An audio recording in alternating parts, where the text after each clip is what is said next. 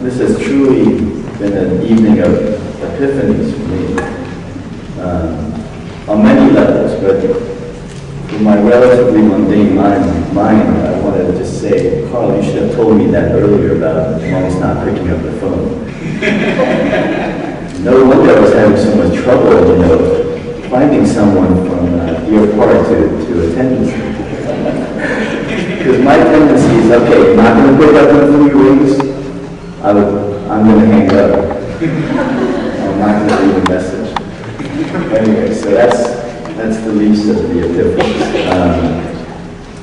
Well, I want to just open this, tremendous evening, really eye-opening. As I said, in many ways, a part of this path of realization for all of us here. I want to open this evening up now to some question and answers.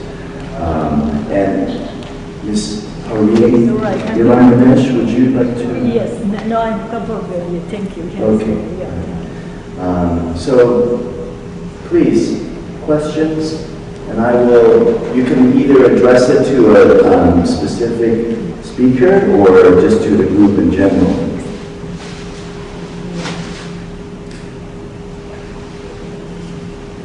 I'm a practicing Qigonger, I guess you call yourself Qigong. So I don't know if any of you panelists are familiar with that, but I've been doing it for about over a year and a half, and it's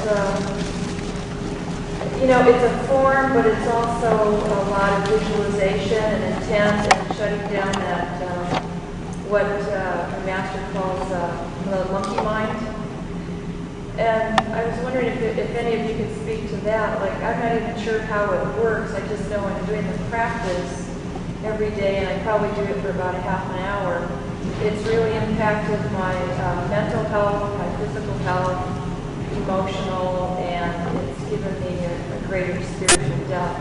So where would you say Qigong fits into what any of you were talking about?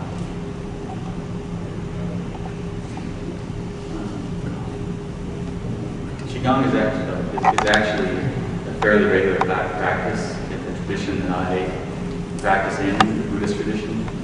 Tai, as we call it, is actually really open to other practices, and that was sort of a thing that a lot of the brothers and sisters really felt they wanted to incorporate. And for me, it fits really well with how we approach the practice, which is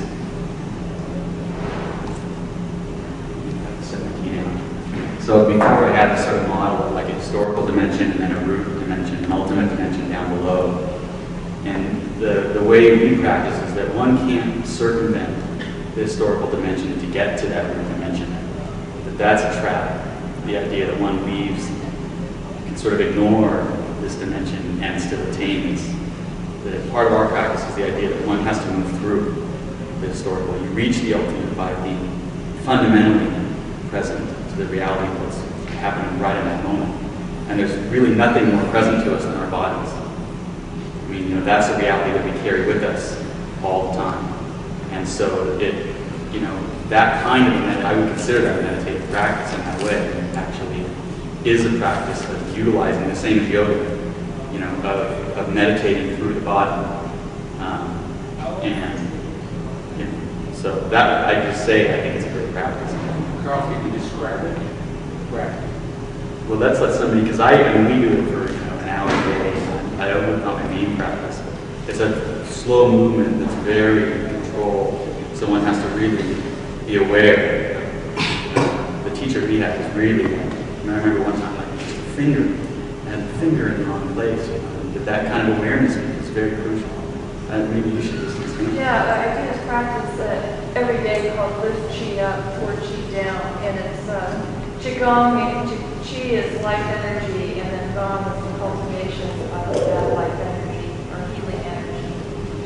And so it involves a lot of, like you were saying, Carl, I went to a retreat recently where I spent a lot of time on just these very minute movements, in the wrists. And to me, I'm sort of getting it by analogy that I'm started paralleling the way the universe moves and the energy within the universe, these cycles and these spirals. And I wasn't even aware of that until I started, doing it enough. And it's like, oh, I see I started emulating, so we're not, like you say, the body's important and meditating through it, but then I've also realized it's everything, but it's also nothing. Because it's an experience I'm having, but my body doesn't define me. And I got into Qigong because I went through breast cancer, and I had a yoga teacher that said to me, breast cancer is not who you are, it's an experience that you had or are having. And so that kind of like flipped the switch to get me into some of the many things that you were talking about, intent and meditation and contemplation and movement and just focus. And it's put me in a whole different. I like the way you articulated, Carl, kind of the elements of being up here and then down here at the same time, and realizing that. I don't know how you put it. It was very well put. Thank you. Does this have anything to do with Tai Chi in terms of movements and Yes. The question kind of reflecting back really on the Muslim and the Christian tradition in particular, looking back to mystics and contemplatives through the centuries, often there are many other traditions that view them with skepticism, view them as crossing the line, moving beyond orthodoxy to this territory that is heretical, needs to be condemned, and even in some cases killed. My question then is to bring that to the present.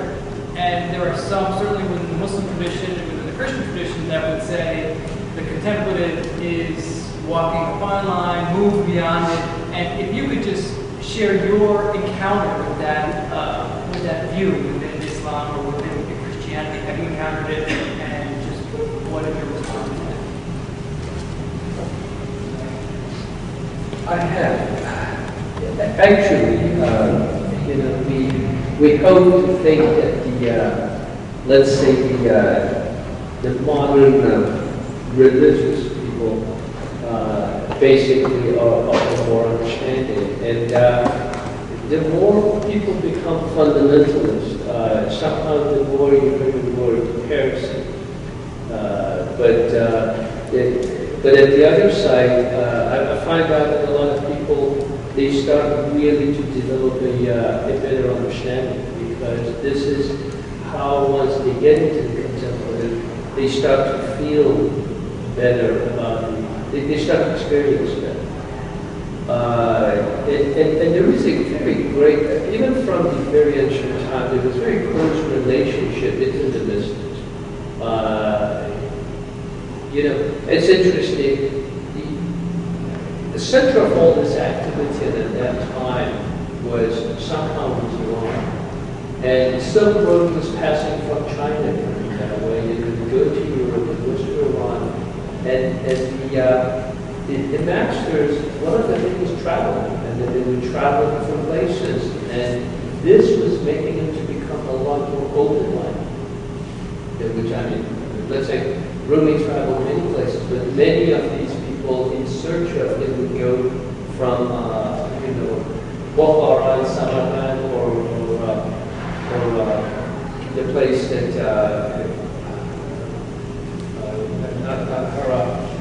in the eastern Khorasan region, they would come and go to Baghdad, they would go to Damascus, they would go to Andalusia, and they would go to Alexandria. They would meet each other. And the Dark mystics all the way to North Africa, to Tunisia, in Sarajevo, that was your religion, and they love each other. Or even the Coptics of Egypt, the Coptic Christians of Egypt, they practice these things, and a lot of the practice that we share about the same thing. I don't know if I answered you. Well, just if someone were to say, you're not Muslim because you don't follow this, or you don't, this kind of this rigid doctrine of orthodoxy that one gets confronted with today. today? So not in the past, but how is it making it personal to you? You face, having faced it. Have I faced it once? They don't have all like that. But normally, if they say, I'm pretty blunt, really had to stay to the disrespect. He said that I'll take the seed from Quran and I'll leave the shell from donkeys. And that's exactly, or exactly what Jack asked. But the whole thing was that the intent of the scripture was what the intent is. The rest were ritualization. And therefore, we challenge that.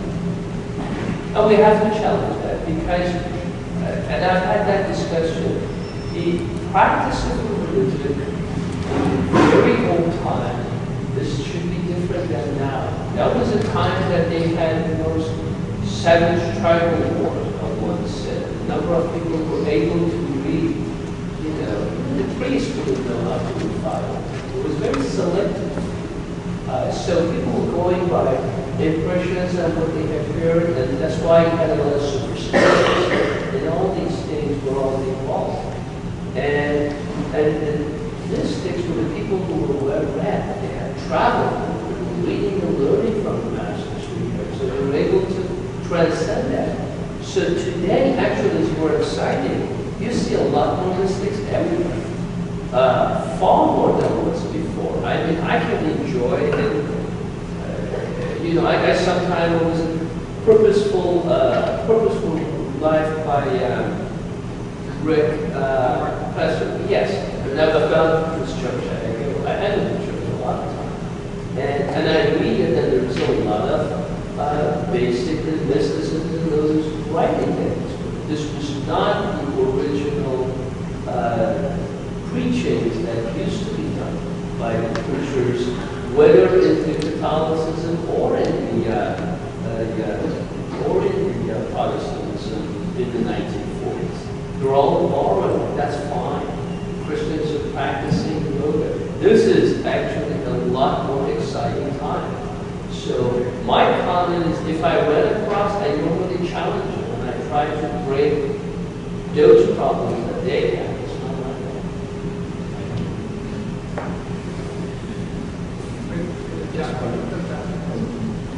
Yeah, I have to throw something in from the perspective of the Catholic Church, and I think this probably cuts across all faith boundaries to some extent. The conservative or fundamentalist portions of those communities view mysticism and contemplative prayer with a great deal of skepticism and really almost what I would describe as overt fear.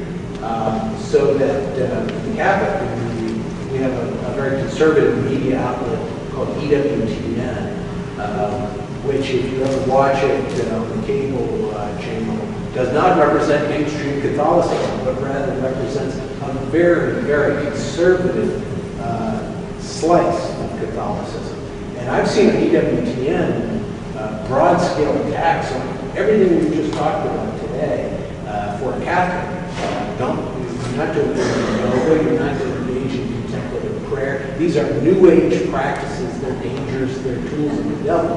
Honest to God, I mean, you wouldn't hear that in 2007, but you do.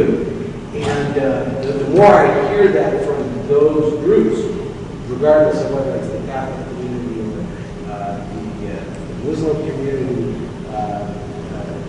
from Judaism, it lets me know that whatever we're doing, we're probably on the right path.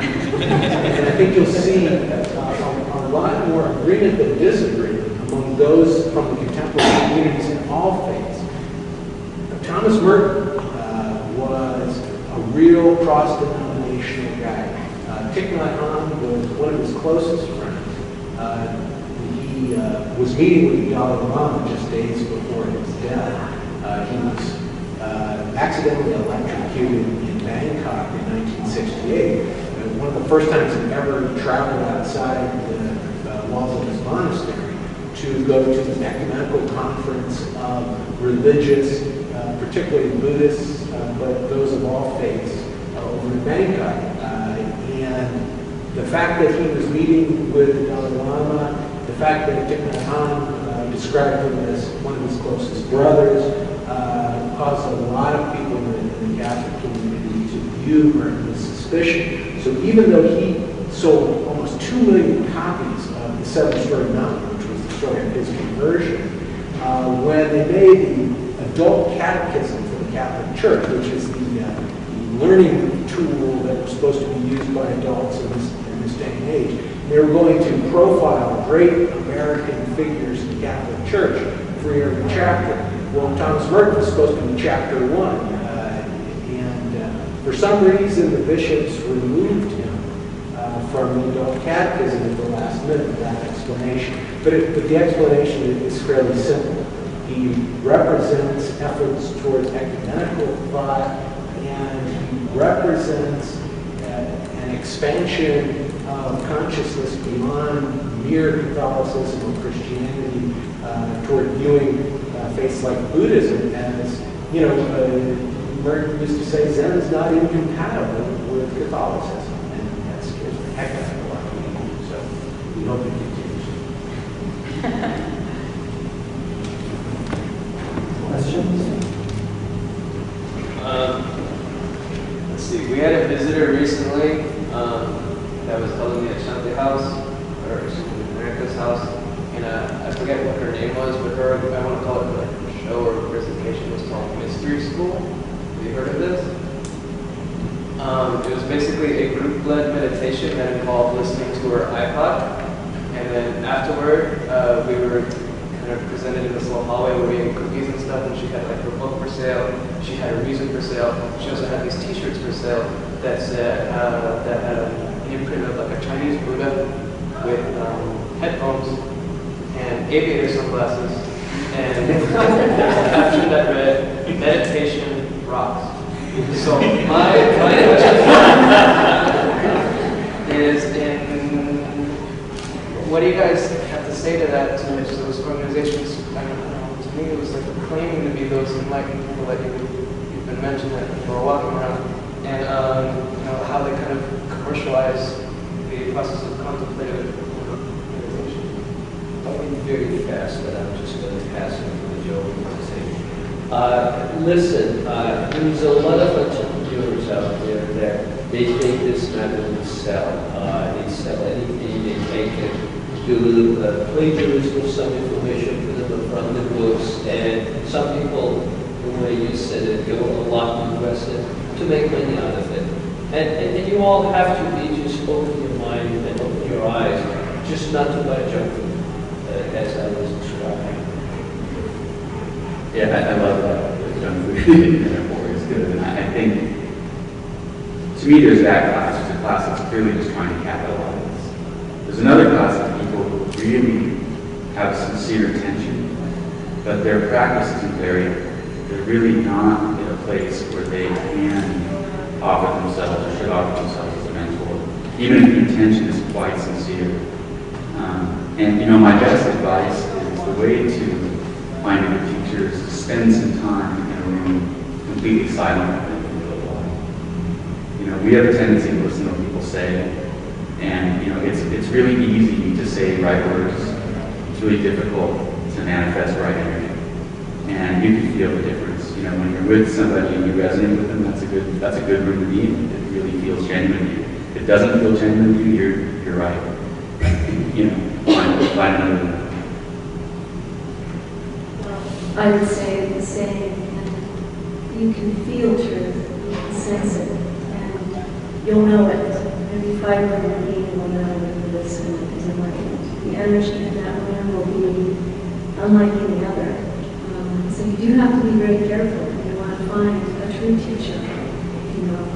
Not somebody who's on their way, almost there, or not even close.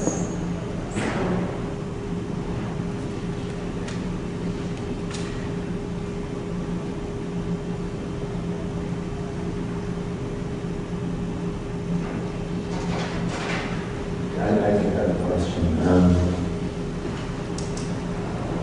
It seems that we live in the age of contradiction because I think some of you have alluded to this idea that we are fortunate to live in a privileged age where we are, surrounded by people with spirit, who've experienced spiritual awakening. Dr. Siddhartha talked about, there are so many mystics around us now. But at the same time, it seems like we also live in an age where there are imposing distractions to the contemplative life. Would any of you care to comment on those two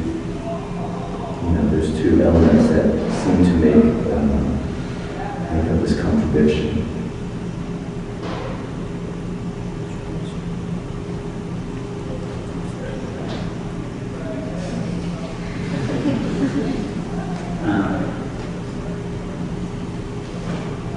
This is something that I have to be honest. Something used to trouble me a lot, and honestly, it doesn't trouble me at all anymore. And the reason is, I think, because I had a different orientation towards looking at what happens in historical planning things, which is I used to sort of look at my life in terms of okay, what is happening. And I saw my life as a series of connected events, and I became very worried about were those going to be good events or were bad events? Was the world going to go to war, and were all these things going to happen? And I tend to approach my personal life and then my political life on the same term, on a different term now, which is to say, what is it I'm supposed to learn from this? As a Buddhist, I'm a real believer in the idea of karma. We carry with us sort of mental formation, structures of thinking that we need to shatter. That's sort of our, in strict kind of Buddhist philosophy, that's our reason for being here. There's no such thing as good karma, bad karma. Karma is a mental construct that is erroneous. It's an obstacle. It's something that is in your way from seeing things as they really are. And the idea is to burn karma. The idea is to open your mind and shatter those things. And, life tends to be such that when we're carrying some karma around, we get to continually confront it. And I say that to a purpose, because if we're not rubbing up against our karma, we can't see it, and we don't get a chance to look at it, we don't get a chance to change it. And on a global scale, as a world, I think we've been living for a long time in that sort of overconsumptive on all kinds of things. Environmentally, over-consuming junk food for our brains. We're just this highly consumptive society because we have a lot of karma that really drives us towards that. Our need, and we're trying to always fill that hole. And what is happening in the world today, to me, is very clearly, that's karma's fight with us. And we're having to confront that on global scales. And it's only by confronting it that we can burn. If we didn't confront it, we would never burn. We would just carry it around from lifetime to lifetime. And so it's actually not troubling. And I think things are exactly as they should be. We'll ride that moment we can burn that karma and deal with those energies and really go away. Which again then contributes to my sense that it's really exciting. Not a troubling time. It's a time we have a chance to actually move through this stuff and enter on the other side without carrying it around.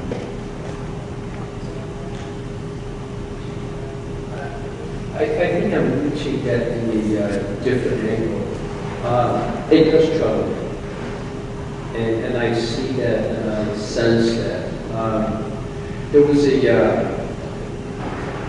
a poet, a poem by Sadi, actually it was at the meditation. It was a 10th century Russian poet.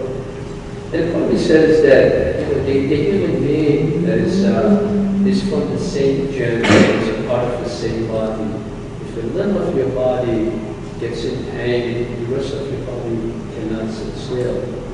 And those who could not feel the pain of other suffering cannot be called human beings.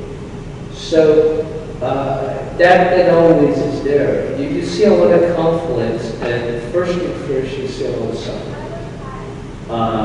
And I don't want to say that's fine, but that just weighs it out. So the question is that we have intellect and we have to use it. I believe we have ways, different people have different ways of confronting the conflict and solving the conflict. And I feel that we have to be represented in the forces of good. Good, not in the sense that George Bush says, but good in the way of goodness. And pushing and promoting the love, your understanding, and understanding the roots of the humility. One of my comments always is blessing, or only thankful blessing. Well, that's about it. Blessing means that when we really want to thank, we use our blessings that we have for the benefit of others. I gave you strong arms, so occasionally I can have somebody to lift. That's a part of blessing, if I do. So part of it would be that if we put some more positive energy to spend around helping, I'm a member of a number of charity organizations to help to do that. If you see somebody too angry, talk to them, about that, and let them hear it first and do that. But my feeling is that it got to be the positive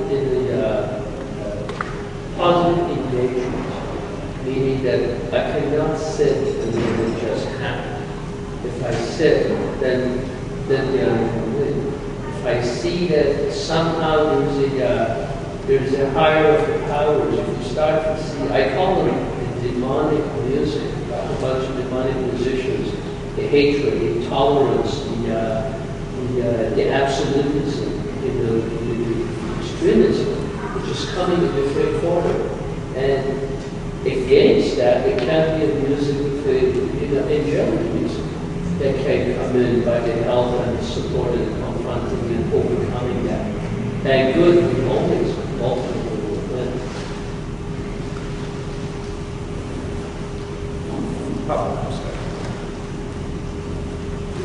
Just a thought that occurs to me in terms of the contemplative life versus the active life, because to a certain extent we're touching on that, what happens in the world versus what happens in our own contemplative life. When Thomas Merton entered the monastery in Kentucky in the 1940s, he had the attitude that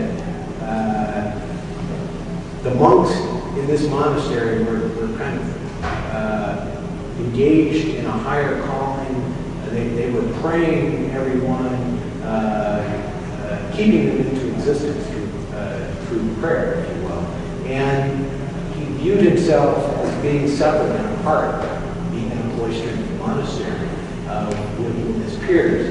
But he writes in a book called Conjectures of a Guilty Bystander, in the tail end of his career, not 2 years before he died, he writes about an experience when he was outside the monastery, which didn't happen very often. I think he was at a dentist's appointment.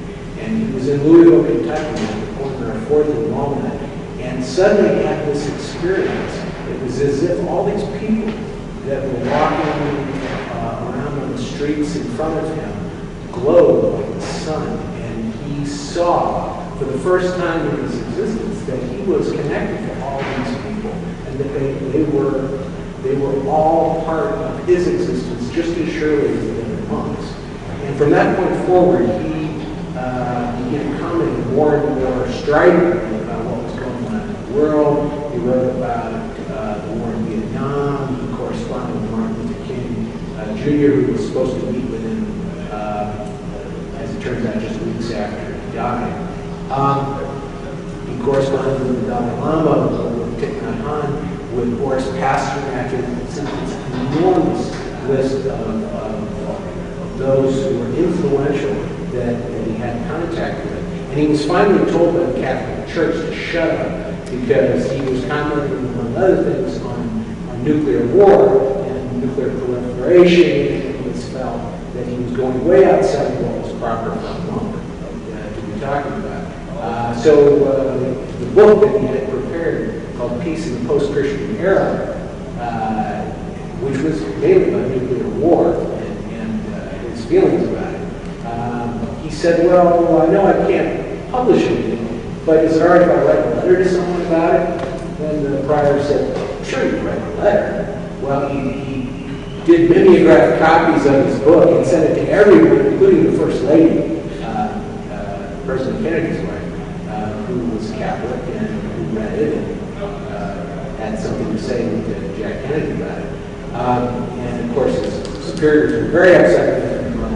There wasn't a whole lot that could be done. But I guess the point that I'm making is he discovered late in his monastic career that contemplative life wasn't enough by itself, but we also have to be part of the world in which we live and to stand up and speak up for ourselves when something has to be said.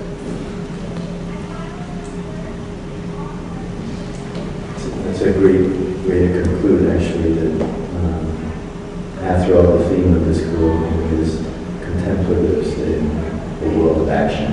Thank you, John. I want to thank all of you guys for coming. As MMW students, you know how much you have to study, right, about religions. But I hope this panel gives you a whole different, kind of perspective on particularly contemplative practices in these various religions. So to me, I know it's been really enriching. And please join me in